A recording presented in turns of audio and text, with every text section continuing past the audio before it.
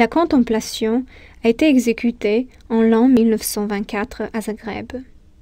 Cette œuvre plastique aux formes pleines se trouve dans la salle d'études de la galerie.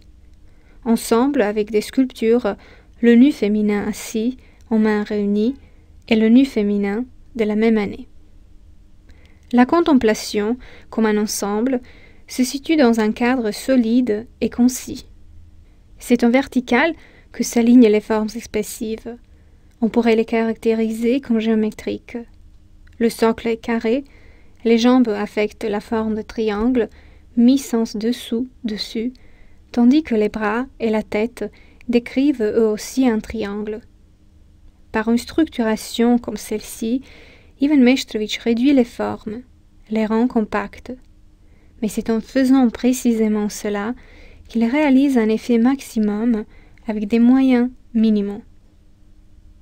Au-dessous de la draperie molle, on pressent les beaux contours des jambes, et ce sont de nouveau les formes lisses et arrondies, et leur passage mutuel qu'on voit doux, qui met en valeur la tendresse du corps féminin.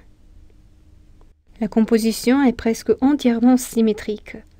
Le fait que la tête s'incline à droite aide à réaliser l'équilibre avec le coude du bras gauche. Le nu féminin assis, en mains réunies, de l'autre côté, montre le procès de la déconstruction, de la dilution des formes, ce qui sera achevé complètement dans le nu féminin. Ces trois sculptures montrent une gradation intéressante de ce qui concerne l'ouverture de volume. Tandis que la contemplation traite le corps comme une forme fermée, là, dans le nu féminin assis, en mains réunies, on aperçoit déjà un léger écartement des jambes. Les jambes, c'est-à-dire, ne sont pas reliées par la draperie. Les bras aussi descendent. En fait, dessinent un mouvement vers le bas pendant que les scènes s'ouvrent au regard de l'observateur. Le nu féminin est déjà une forme entièrement développée. La posture des jambes devient encore plus ouverte. La figure s'appuie sur son bras droit qui se trouve derrière. La main gauche saisit le front.